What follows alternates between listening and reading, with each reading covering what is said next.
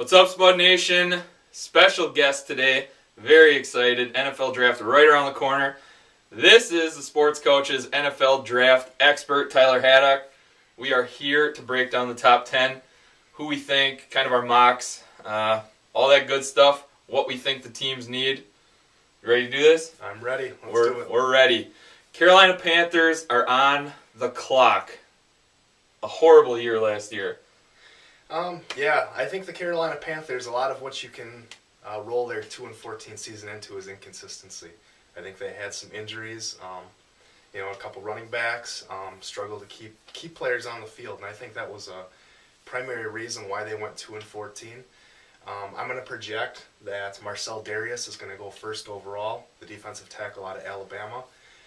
The reason I say that is Ron Rivera, a defensive-minded head coach, his first chance of being a head coach. I think he's going to go with what he knows, and that is defense. As far as quarterback goes, they used their first overall pick last year, which was a second rounder on Jimmy Clausen. Jimmy was projected to go in the first round and just slipped. I think you can't roll what he did last year into criticizing him because, like I said, they didn't have a lot of pieces last year, and I think losing faith in him after last year would be too soon. Now, on your big board, you have Nick Fairley, number 1 overall, best player in the draft. Why did Dareus make this leap? I look at last year, kind of a very comparable situation. Sue and Fairley, I see them hand in hand. Both have that attitude, both have that swagger. They're mean. And obviously we saw what Ndamukong Suh did this past season. Why is Dareus jumping over him, and why do you think Carolina's going to take that chance with him? I think the reason that Dareus really overtook Fairley was the strong combine and pro day that he had. He just kind of went out and really looked better than Fairley in the combine. To me, what made Fairley the number 1 on my big board was what he did in the national championship game. He's a beast. He single-handedly shut down the best offense in the country. I mean, from a defensive tackle position, he was tackling the running back or the quarterback on draws as the handoff was happening, and he was chasing down sweeps on the outside on 4th and goals. I really think he's going to have an Ndamukong Suh type impact, but I just think what Dareus has done so far this offseason leading up to the draft is what has put him number 1. It begins already, way too much stock being put into combines, into those numbers, the 40 time, all that stuff. Teams get way too excited, I feel, and it's starting already. They need to go back, look at the game tape. I'm not saying Dareus is a bad player, but Fairley, just a nasty guy you want in the trenches battling for you. Now on my mock draft, all the hype, everything, I have Carolina taking a quarterback. Carolina taking Cam Newton. I don't agree with it, but it's just the rumblings that I've been hearing, reading, everything like that. I see Jimmy Clausen, who I liked a lot in college. What was he supposed to do last year? Running game was dying.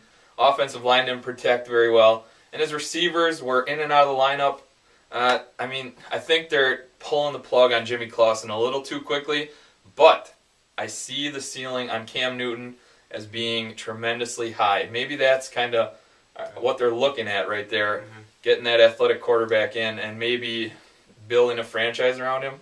I can see that. I can see the number 1 overall pick and the luster and glamour that go along with it and wanting to take a guy that you can build your team around for years and years to come. But I think with Carolina, they were the worst team in the NFL this year, but I think they were the worst because of the injuries and because of the inconsistencies that they were unable to overcome in 2010. I think they just need to have a good draft this year in order to take them out of the top 10 for next year's draft. Okay. All right, Carolina, you are off the clock. Denver Broncos. A lot was expected of Denver. No one expected Denver to fall to the number 2 overall draft pick. What do you have them doing? With that, like you said, a lot of people didn't expect them to fall the way that they did. With that, I think they're going to go with the most athletic player in the draft class, and that being Patrick Peterson, cornerback out of LSU. The guy's going to come in and really, really push from playing time, if not take a starting position in there and go hand in hand with Champ Bailey and put together one of the most formidable secondaries in the AFC And with the age that they're seeing on the Broncos defense, I think it would be a very good pick. They could also go defensive end with this pick. I don't see that happening because Elvis Dumervil is coming back. Yes. I think that was a huge blow to them last year, to their whole defensive psyche, to lose the NFL sack leader from 2009 in training camp. So with that, I think they're going to take Peterson. Now, my mock draft, I have them taking Darius. Obviously, the combine, all that fun stuff. Everyone is huge on him. I just don't see Denver. If Darius doesn't go number 1, I don't see them passing up on that selection, solidifying that line. I love your pick. Peterson is my number 1 on my big board.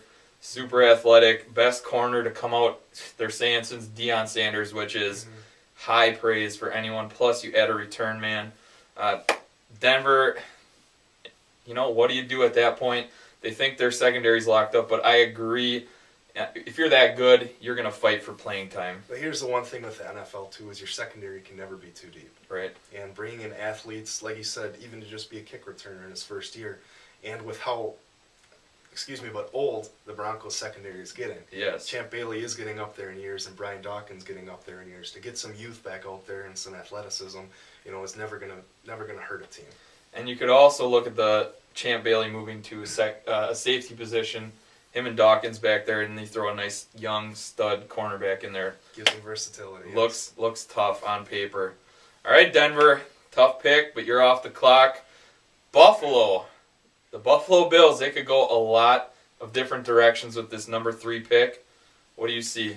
I got my first quarterback coming off the board here, and I think they're going to go with Blaine Gabbert out of Missouri. I just think of the quarterbacks that are coming into this draft, I think he's the most pro-ready.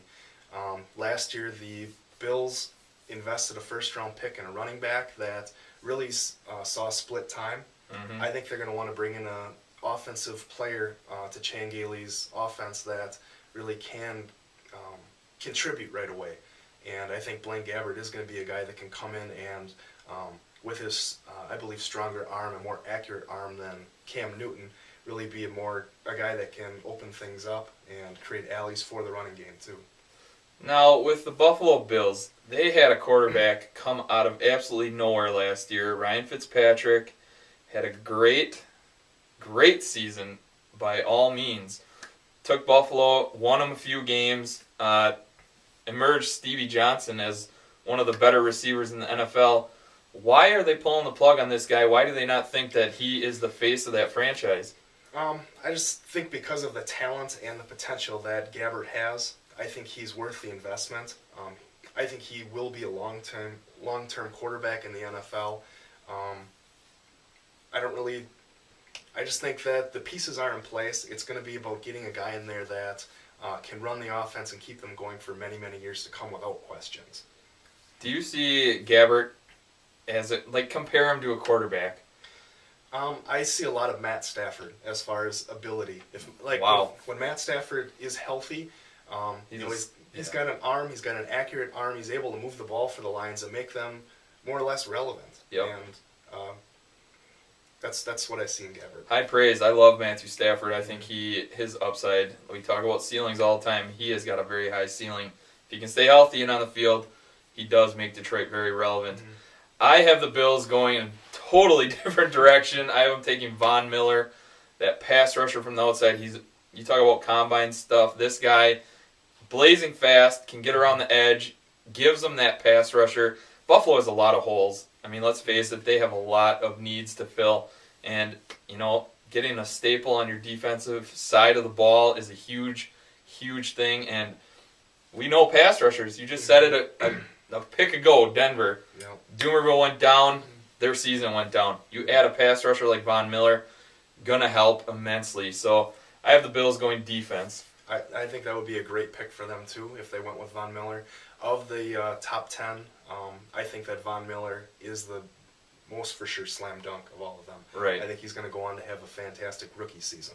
And I think the Bills are one of those teams that they need a for sure pick.